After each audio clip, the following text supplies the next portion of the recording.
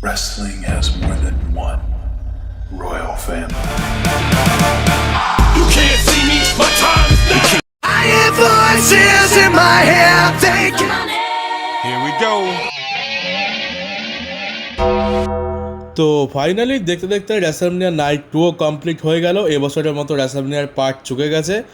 আর বলবো যে নাইট 1 তো খুবই জঘন্য হয়েছিল, আর নাইট 2টা বলবো খুব মানে আগেরবারের মতো অত তো বাজে হয়নি, মানে নাইট 1-এর মতো, তবে মোটামুটি সিম্পল ছিল। তোমরা যদি আজকে রেসলম্যানিয়া মিস করে যাও, তোমরা যদি ভাবো যে আজকের ঘুমিয়ে কাটিয়ে দিই, রেসলম্যানিয়াতে তো এমনি বেকার জিনিসই হবে, তাহলে বলবো খুব একটা কিন্তু লস হয়নি, কারণ তোমরা অলরেডি আগে থেকে জানতে রেসলম্যানিয়ার রেজাল্ট কী হতে চলেছে। তোমাদের ধারণা বা তোমাদের ইমাজিনেশনের বাইরে কিছুই হয়নি। একটা শকিং মোমেন্ট পেয়েছি প্রথমের দিকে ব্রক লেসনারের তরফ থেকে, এছাড়া পুরো শোটা খুবই সিম্পল ছিল, সব কিছুই প্রেডিক্টেবল। আর এটা তো একেবারে পুরোপুরি পরিষ্কার যে রেসলম্যানিয়ার ফিল আর আগের মতো নেই। তোমাদের এটা মনে হবে যে এটা কোনো একটা সিম্পল প্রিমিয়াম লাইভ ইভেন্ট। রেসলম্যানিয়াতে আমরা কি এক্সপেক্ট করি, টুইস্ট, টার্ন, কিছু বড় সারপ্রাইজ, কিন্তু এখানে কিছুই দেখতে পাইনি। এখানে নর্মাল শোয়ের মতো যেগুলো আমরা এক্সপেক্ট করি সেগুলোই হচ্ছে, কিন্তু রেসলম্যানিয়াকে আমরা জানি সেগুলোর জন্য যেগুলো আমরা এক্সপেক্ট করি না। তো ম্যাচের রেজাল্ট যাই পারে হোক, হয়তো ম্যাচের রেজাল্ট আমাদের ফেভারেই রয়েছে, কিন্তু তাও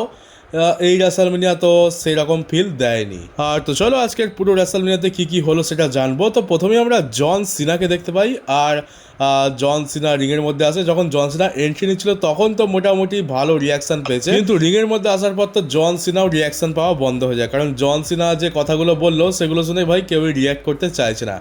জন সিনা বলে, তাহলে ফাইনালি একটা গ্রেটেস্ট নাইট 1-এর পর আমরা নাইট 2-তে প্রবেশ করলাম, মানে গ্রেটেস্ট নাইট 1, এটা জন সিনার গ্রেটেস্ট মনে হচ্ছে। তবে ঠিক আছে, টাকলা বলেছে বলতে হবে, তাই বলছে।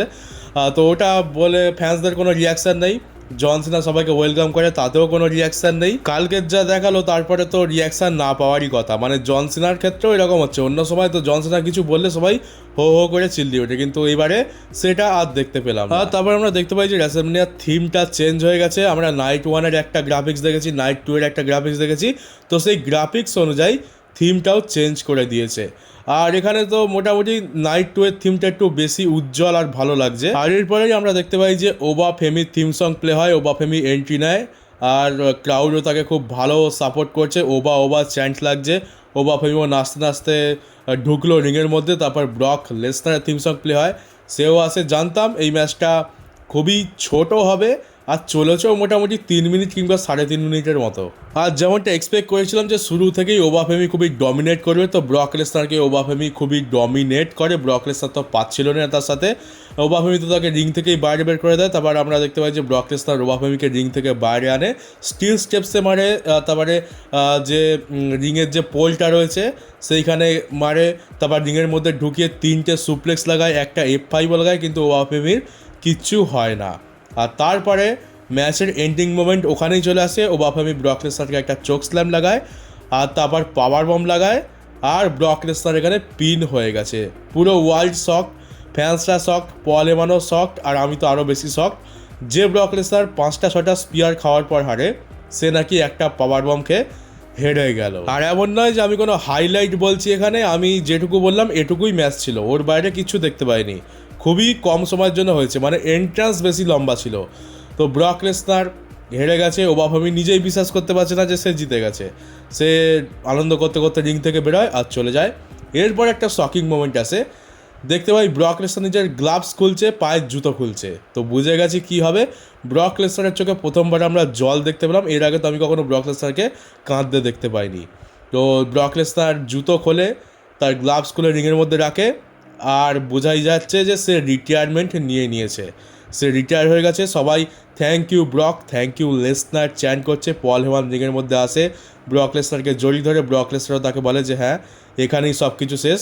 তারপর ব্রক লেসনার খুবই ইমোশনাল দেখতে পাই তাকে, রিং থেকে বেরোয়, আর ক্রাউডের সবার সাথে হাত মিলাতে মিলাতে সে চলে যায় ব্যাক স্টেজেতে। তো এইটা একদমই এক্সপেক্ট করিনি। আর ব্রক লেসনারের যে এই ডিসিশনটা দেখতে পেলাম যে আচমকাই সে গ্লাভস জুতো খুলে রিটায়ারমেন্টে নিয়ে নিল, এটাতে একটু গড়বড় লাগছে, কারণ প্ল্যান তো এরকম একদমই ছিল না, সেরকম তো কিছু ইঙ্গিত পাইনি, স্টোরি লাইনও যাচ্ছে অন্যদিকে। এইটাতে কিছু একটা হতে পারে। তো এটা নিয়ে এই ভিডিওতে কথা বলছি না, অন্য পরে ভিডিও আমি বানাবো, তাতে ডিটেলসে ভালো করে আলোচনা করব। তবে আমি তো খুব খুশি যে ব্রক লেসনার রিটায়ারমেন্ট নিয়ে নিয়েছে, কারণ আমি তোমাদেরকে প্রত্যেকবারই বলি যে ব্রক লেসনারকে আমি তো চাই যা হচ্ছে রেসলম্যানিয়াতেই হয়ে যাক, কারণ এরপর যদি এটা সামারস্ল্যাম অবধি যায় ব্রক লেসনার আর দেখার অবস্থায় থাকবে না। এত বাজে বুক করবে যে তখন আর ব্রক লেসনারকে ব্রক লেসনার বলে মনেই হবে না। তোমরা দেখে নাও রেসলম্যানিয়াতে কী হাল হলো ওবাফেমির এগেনস্টে, যেন এমন দেখাচ্ছে যেন ব্রক লেসনারের সাথে কিট উইলসনের ম্যাচ হয়েছে আর কিট উইলসনকে ব্রক লেসনার ধুয়ে দিয়েছে। ওবাফেমিকে ঠিক ওরকম টাইপেরই লাগছিল। ওবাফেমি হচ্ছে ব্রক লেসনার আর কিট উইলসন হচ্ছেন ব্রক লেসনার নিজে। তো এইরকম বাজে বুকিং তো সামারস্ল্যামেতে কী হতো, সামারস্ল্যাম অবধি ট্যাপ আউটই করে দিত। তো আমি তো খুশি হয়েছি যে রিটায়ারমেন্ট নিয়ে নিয়েছে, আর বলবো যে ব্রক লেসনার রিটার্ন না করলেই বেশি ভালো হতো। রাসেল প্যালুজাতে এত স্ট্রং দেখানোর পর তাকে রয়্যাল রাম্বল, তারপরে ওটা কি জানো, সার্ভাইভার সিরিজ, প্রত্যেকটা জায়গায় এত বেশি উইক দেখিয়েছে যে আর কিচ্ছু দেখানোর নেই। তো ব্রক লেসনার ধ্বংস হয়ে গেছে প্রায় অলরেডি, আরও থাকলে আরও ধ্বংস হতো, ওর থেকে তো ভালো সে রিটায়ারমেন্ট নিয়ে চলে যাক। এই ডিসিশনটায় আমি প্রচণ্ড খুশি হয়েছি, কম করে আমাকে আর ব্রক লেসনারের অত খারাপ দশা দেখতে হবে না। আর পুরো শোতে এই একটা মাত্র শকিং মোমেন্ট ছিল, আর কোনো শকিং মোমেন্ট আমরা দেখতে পাইনি। তো আমরা বলতে পারি যে রেসলম্যানিয়া নাইট 1-এ বিয়াঙ্কা ব্লেয়ারের শকিং মোমেন্ট ছিল, আর নাইট 2-তে ব্রক লেসনারের শকিং মোমেন্ট ছিল। এটাই হচ্ছে সবথেকে বড় মোমেন্ট, এছাড়া অন্য কোনো মোমেন্ট রেসলম্যানিয়া থেকে আমরা এই বছর পেলাম না। হ্যাঁ, আমি বড় মোমেন্ট বলতে শকিং মোমেন্টের কথা বলেছি। বড় মোমেন্ট তো রয়েছে, চ্যাম্পিয়নশিপ জেতা, টাইটেল চেঞ্জ হওয়া, এগুলোর কথা আমি বাদ দিলাম। আর তারপরে আমরা একটা লম্বা চওড়া কমার্শিয়াল ব্রেক দেখতে পাই। কমার্শিয়াল ব্রেক আজকেরও খুবই লম্বা হয়েছে। আজকের তো ম্যাচেসের সংখ্যাও কম ছিল, আর তার উপরে ব্রক লেসনার ভার্সেস ওবাফেমির যে ম্যাচটা হয়েছে সেটা তো চলেইছে 3 মিনিটের মতো। তো এমনিতেও টাইম বেঁচে গেছে, তো কী করবে, বেশি করে অ্যাড দেখিয়ে দিয়েছে। আর হ্যাঁ, আজকের বলবো যে যে ম্যাচগুলো হয়েছে সেই ম্যাচের লেন্থ একটু হলেও বাড়িয়েছে। আগের দিন যা ক্রিটিসিজম পেয়েছে ছোটো ম্যাচের জন্য, আজকের লেন্থ একটু বাড়িয়েছে। তবে 6টা মাত্র ম্যাচ, তার মধ্যে একটা ম্যাচ তো গেল ব্রক লেসনার ভার্সেস ওবাফেমি, ওটা তো অর্ধেকেরও অর্ধেক সময় হয়েছে, আর বাকি রইলো 5টা ম্যাচ। তো টাকলা এখানে গুছিয়ে অ্যাড দেখিয়েছে খুব ভালো করে, শুধুমাত্র কপাল ভালো যে মেন ইভেন্টটা 35 মিনিট চলেছে। আর আমি একটা জিনিস নোটিস করিনি, সেটা হচ্ছে যে এই কালকের থেকে তো আমাদের হাল্ক হগানের ডকুমেন্টারিটা পুরো দেখিয়ে দিয়েছে। মানে এই যে কমার্শিয়াল ব্রেক হচ্ছে, আমি এটা নোটিসই করিনি। কাল থেকে আজ পর্যন্ত দেখলাম যে আমরা হাল্ক হগানের ডকুমেন্টারি দেখছি। কালকের অ্যাডের মাঝখানে হাল্ক হগানের কিছু ক্লিপ আসছিল, ক্যারিয়ারের কিছু জিনিস আসছিল, অতটা নোটিস করিনি। কিন্তু আজকে দেখলাম যে ভাই এ তো আমাদের অ্যাড দেখানোর নাম করে অ্যাড তো দেখাচ্ছে, আইসক্রিম, চিপস, চকলেট, অনেক কিছুই দেখাচ্ছে, আর তার মাঝখানে হাল্ক হগানের পুরো ডকুমেন্টারি আমাদেরকে দেখিয়ে দিয়েছে, যেটা আমরা অ্যাকচুয়ালি দেখতেও চাই না। আর তারপর দেখতে পাই আইসি টাইটেলের জন্য ল্যাডার ম্যাচ, আর এখানে রুসেভ, জেডি ম্যাকডোনাল্ড আর ড্র্যাগন লিকে একদমই ইজ্জত দেওয়া হয়নি, কারণ কমার্শিয়াল ব্রেক যখন চলছিল তখনই তাদের এন্ট্রান্স করে দেওয়া হয়। মানে তাদেরকে কোনো প্রপার এন্ট্রান্স ভালো করে দেওয়া হয়নি, যেটা আমরা দেখতে পাবো এই মোবাইলে বা টেলিভিশনে।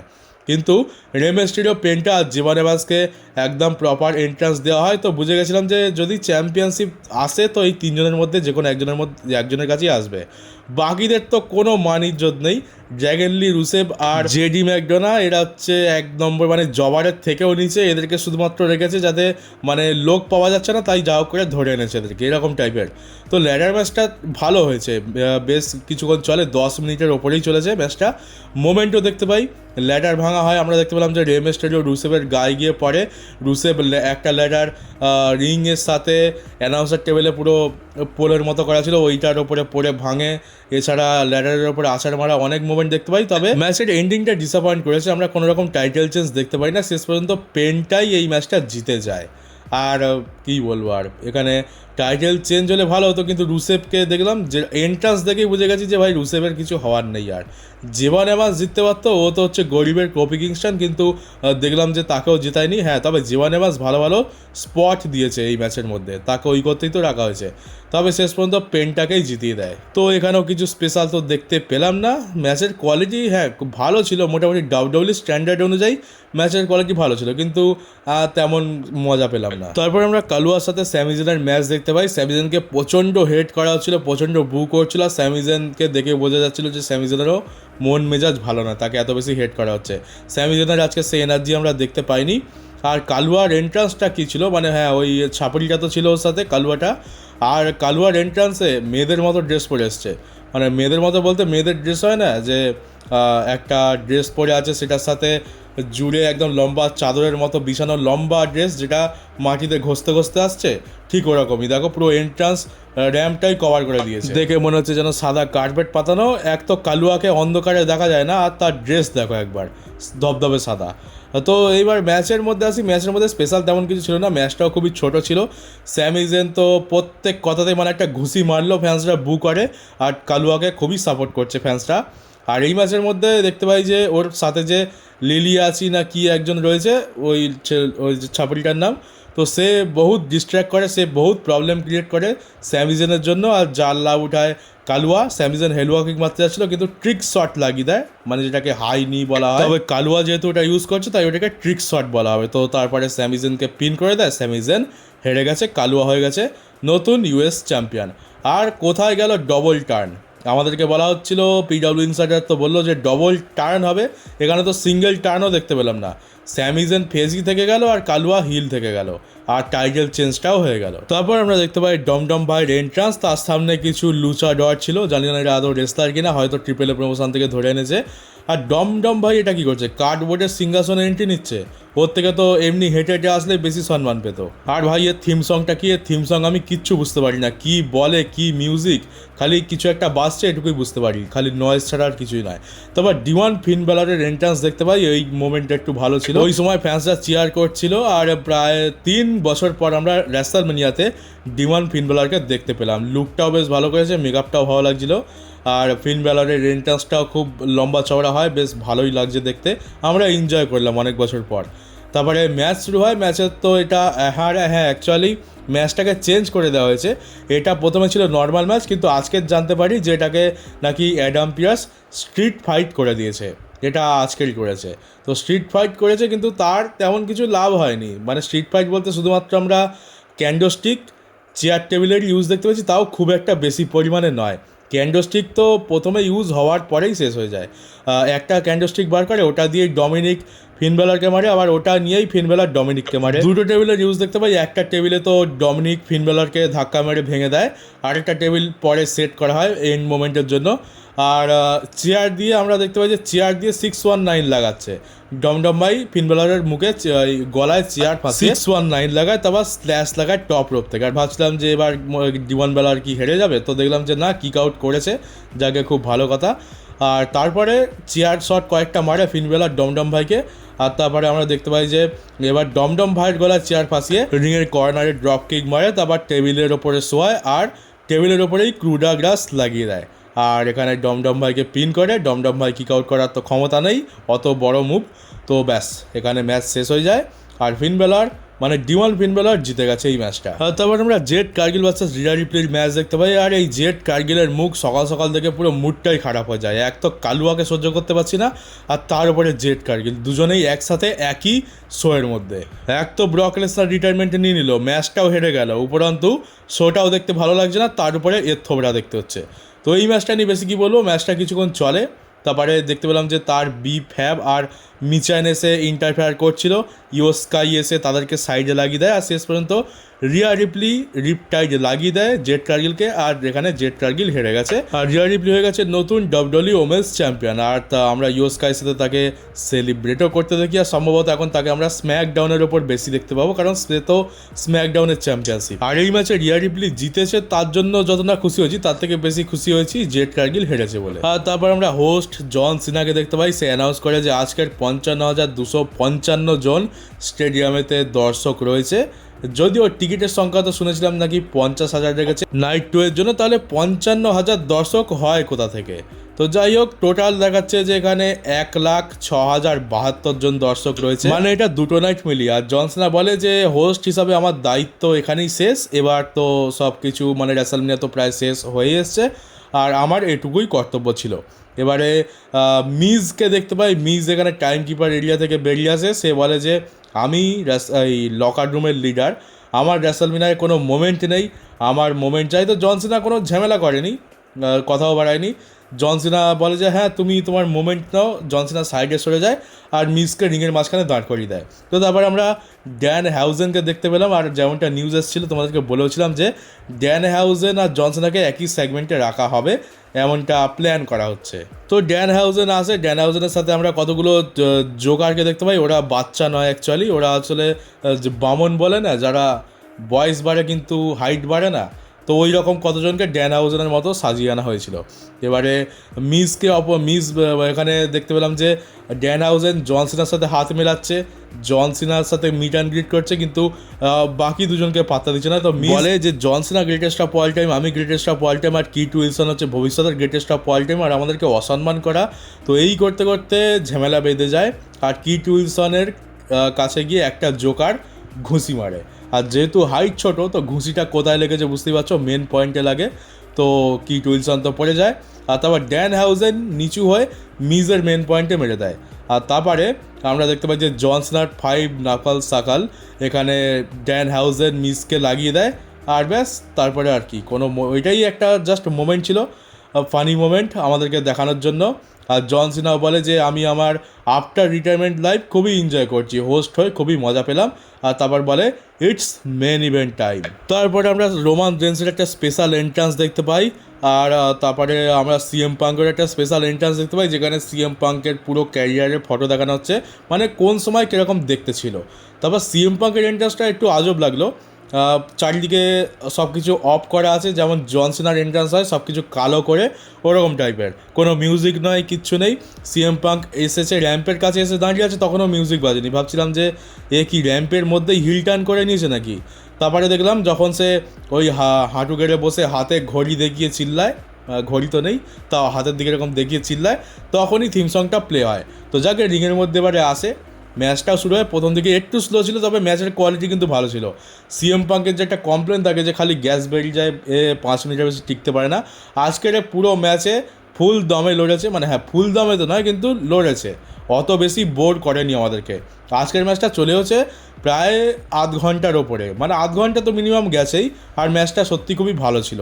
মানে দুটো নাইটের মধ্যে এই ম্যাচটাই সবথেকে বেশি ভালো হয়েছে, আর দুটো নাইটের মধ্যে সবথেকে বেশি টাইমও এই ম্যাচটাকেই দেওয়া হয়েছে। মানে আধ ঘন্টার মধ্যে তো ডাব্লিউডব্লিউই পারলে 4খানা ম্যাচ করে দিতে পারবে, তারপরে হয়তো টাইম বেঁচে যাবে, কালকে যেরকমটা হচ্ছিল।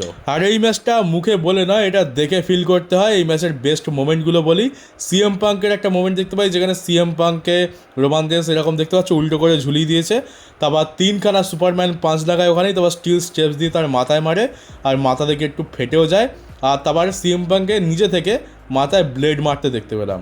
মানে কি হয় যে ওই যে তোমরা দেখতে পাচ্ছ রিংয়ের যে পোলটা আছে, সিএম পাঙ্ককে স্টিল স্টেপসের বাড়ি মারার পর ওখানে পড়ে যায়, তারপরে রোমান রেন্স তার সামনে দাঁড়িয়ে ছিল। এবার ক্যামেরা অ্যাঙ্গেল হয়তো ঘোরাতে চাইছিল কিন্তু ঘোরাতে পারেনি, কারণ রোমান দাঁড়িয়ে আছে, রোমানের দিকে ক্যামেরা করতে হবে, আর ঠিক তার পেছনে পড়ে আছে সিএম পাঙ্ক। তো আমি তো দেখলাম যে ঠিক ওই রিংয়ের ওই কোনা থেকে কিছু একটা তুলে মাথায় দুবার মারলো, আর তারপরেই দেখলাম যে রেফারি গ্লাভস পরে নিয়েছে, আর মাথা থেকে রক্ত বেরোতে শুরু করে দিয়েছে সিএম পাঙ্কের। আর তারপর ব্লেডটা সম্ভবত রেফারিকে দিয়ে দিয়েছে, নাহলে ও পায়ের জুতোতে দেখলাম কিছু একটা ঢোকাচ্ছে, হয়তো ব্লেডটা পায়ের জুতোর ওখানে কোথাও লুকিয়ে রাখছে, বা হতে পারে যে রিংয়ের তলায় ঢুকিয়ে দিয়েছে, কিন্তু তবে ব্লেড মেরেছে এটুকু একদম শিওর। তারপর একটা মোমেন্টে দেখতে পাই যে রোমান রেন্স সিএম পাঙ্কে তুলে পাওয়ার বম লাগিয়ে দেয় অ্যানাউন্সার টেবিলে, অ্যানাউন্সার টেবিল ভেঙে যায়। তারপরে রোমান সুপারম্যান পাঁচ লাগায়, যেখানে সিএম পাঙ্ক কিক আউট করে দেয়। তারপর আমরা দেখতে পাই যে সিএম পাঙ্ক রোমানেরই মুভ লাগাতে যাচ্ছে, সে অঙ্গভঙ্গি করে সুপারম্যান পাঞ্চ লাগানোর। আর হ্যাঁ, তার আগে রোমান এখানে সিএম পাঙ্কে জিটিএস লাগানোর মতো গো টু স্লিপের ওই অঙ্গভঙ্গিটাও করে, সেই জন্যই এখানে সিএম পাঙ্ক তার নকল করে। তো সিএম পাঙ্ক এখানে সুপারম্যান পাঞ্চ সাকসেসফুলি লাগিয়ে দেয় রোমান রেন্সকে, তাতে আবার রোমান কিক আউট করে দেয়। আর সিএম পাঙ্ক এখানে কি করে যে ক্রাউডের ভেতরে কেউ তো উলাফালা মালা পড়ে এসেছিল রিং সাইডে, সম্ভবত ডাব্লিউডব্লিউই এমপ্লয়ি ছিল, আগে থেকে প্ল্যান করা ছিল, তার কাছ থেকে উলাফালা মালাটা নিয়ে সে নিজে পড়ে নেয়। আর রোমান যেরকম স্পিয়ার মারার আগে এরকম উয়া করে চিল্লায়, তো ওরকমই করে রোমানকে স্পিয়ার মারতে যাচ্ছিলো, কিন্তু রোমান তার সাবমিশন মুভে সিএম পাঙ্ককে ফাঁসিয়ে নেয়, তবে খুব একটা লাভ হয় না। কিছু সেকেন্ড পরেই সিএম পাঙ্ক তার থেকে বেরিয়ে যায়। তারপর সিএম পাঙ্ক ও রোমানকে তো সাবমিশন মুভ লাগায়, কিন্তু কোনো কাজ হয় না। আর এবারে একটা বড় আজব জিনিস দেখতে পেলাম যে সিএম পাঙ্ক তার হাতের টেপটা খুলছে, ওটা আজব নয়, টেপটা খুলে রোমানের গায়ে ছুঁড়ে মারলো। আর তারপর রেফারি যখন টেপটা রিং থেকে তুলে বাইরে ফেলতে যাচ্ছে, তখন সিএম পাঙ্ক রোমানকে লো ব্লো মারে। তো ভাবছি এবার কি হিল টার্ন হয়ে গেছে নাকি হয়নি, মানে বুঝতে ঠিক পারলাম না। তখন তো মনে হচ্ছিলো যে হিল টার্ন হয়ে গেছে, তো লো ব্লো মারে তারপর জিটিএস মারে কিন্তু রোমান কিক আউট করে দেয়। তারপর দেখতে পাই যে বাইরে দুটোর মধ্যে একটা অ্যানাউন্সার টেবিল তো সিএম পাঙ্ককে মেরে ভাঙা হয়েছে, তো আরেকটা ভাঙতে হবে, তাই রোমান রেন্সকে সেই অ্যানাউন্সার টেবিলে শোয়ায় আর সিএম পাঙ্ক ওখান থেকে এলবো ড্রপ লাগিয়ে ওই অ্যানাউন্সার টেবিলটাও ভাঙিয়ে দেয়। তারপর রিংয়ের মধ্যে এনে সিএম পাঙ্ক রোমানকে একটা জিটিএস লাগায়, ওটাতেই পিন করলে হয়তো হয়ে যেত, কিন্তু না, এত সহজে কি করে। তো যেরকম আমরা দেখতে পেয়েছিলাম সেথ রলিন্সের ক্ষেত্রে একটা জিটিএস লাগানোর পরে রিংয়ে বাউন্সকে আবার সিএম পাঙ্কের কাঁধে এসে পড়ে, তো এবারও রোমান রেন্স সেরকম বাউন্সকে সিএম পাঙ্কের কাঁধে এসে পড়ে, কিন্তু সিএম পাঙ্ক চাকাতে গিয়ে পড়ে যায় কারণ সিএম পাঙ্কের শ্যাম্পু শেষ হয়ে গেছে।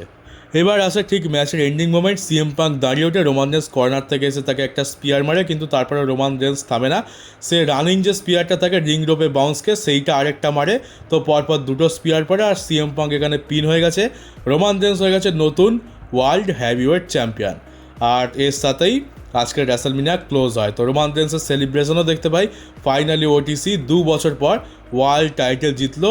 এটা সেই টাইটেল যেটাকে সে একসময় অবজ্ঞা করেছিল, বলতো সেকেন্ডারি টাইটেল এর ভ্যালু অত বেশি নেই, কিন্তু আজকের এই টাইটেলটাই এখন তার কাঁধে রয়েছে। তো দেখতে গেলে আজকের রেসলম্যানিয়াতে যা যা হয়েছে সেটা আমরা জানতাম। ব্রক লেসনার ওভাফেমির ম্যাচটা জানতাম যে ওভাফেমিকে জেতাবে, কারণ এদের এরকমই চিন্তা ভাবনা, সেটা আগে থেকেই বোঝা যাচ্ছিল। ম্যাচটা ছোট হবে, ব্রক লেসনার মার খাবে বহুত, সেটাও খুব ভালো করেই জানতাম, কিন্তু রিটায়ারমেন্ট এখনই নেবে সেটা জানতাম না। আর তাছাড়া দেখতে গেলে পুরো শোতে মাঝখানে তেমন কিছু দেখার মতো ছিল না, আর রোমান চ্যাম্পিয়ন হচ্ছে এটাও আমরা আগে থেকেই জানতাম। তো সেই যে ওয়াও যে মোমেন্টটা থাকে রেসলম্যানিয়াতে, একটা বড় মোমেন্ট দেখতে পেয়েছি, শকিং মোমেন্ট দেখতে পেয়েছি, সেই জিনিসটা এবারে রেসলম্যানিয়া থেকে পুরোপুরি মিসিং। মানে ভাবতেও বড় অজব লাগছে যে রেসলম্যানিয়া 42-তে যদি কখনো কেউ জিজ্ঞেস করে যে শকিং মোমেন্ট কী পেয়েছিলে রেসলম্যানিয়া, তো বড় বড় শকারের জন্য জানি, তো বলবো যে প্রথম দিন তো বিয়াঙ্কা ব্লেয়ার আর মন্টেস ফোর্ড শক দিয়েছিল, আর দ্বিতীয় দিন ব্রক লেসনার রিটায়ারমেন্ট নিয়ে শক দিয়েছে। তো খুবই সাধারণ একটা রেসলম্যানিয়া, অতি সাধারণ। এর থেকে স্যাটারডে নাইটস মেন ইভেন্টও হয়তো ভালো হয়, সেখানে হয়তো টুইস্ট আসে। তো জাস্ট আর কিছু বলার নেই। তো দেখো এবার তোমাদের কেমন লেগেছে, তোমাদের হয়তো ভালো লাগতে পারে রোমান রেন্স চ্যাম্পিয়ন হয়েছে, রোমান ফ্যান্সরা তো খুশি হবেই। আর রোমান রেন্স বলেছিল যে যদি সে চ্যাম্পিয়নশিপ জেতে তাহলে নাকি আবার সেই ট্রাইবাল চিফ এরা ফিরে আসবে আর আবার আগের মতো এন্টারটেনিং করে তুলবে। তো দেখা যাক কতটা কি হয়। এখনকার যুগ খুবই খারাপ, এখন বলা হয় অনেক কিছু কিন্তু করা সম্ভব হয় না, কারণ ক্রিয়েটিভ কন্ট্রোলসের হেড তো জানো আমাদের মহান টাকলু। তো দেখা যাক যে আবার সেই সময় ফিরে আসে কিনা, ডাউডলি আবার আগের মতো ইন্টারেস্টিং মজাদার হয় কিনা। আর এর সাথেই আজকের রেসলম্যানিয়া শেষ হয়ে যায়। আর চলো গাইস, ভিডিওটা তো বহুত লম্বা হয়ে গেছে, আর আমিও ভিডিওটা এখানেই শেষ করি। অনেক কিছু বলার আছে, পরে আরেকটা ভিডিওতে বলবো, এর পরের যে ভিডিওটা আসছে সেটাতে অনেক কিছু আলোচনা করব। তো চলো, যারা নতুন তারা চ্যানেলটাকে সাবস্ক্রাইব করে নোটিফিকেশন বেলটিকে অন করে দিও, পারলে ভিডিওটাকে শেয়ারও করে দিও। আর দেখা হচ্ছে পরবর্তী একটা ইন্টারেস্টিং নিউজ ভিডিওতে।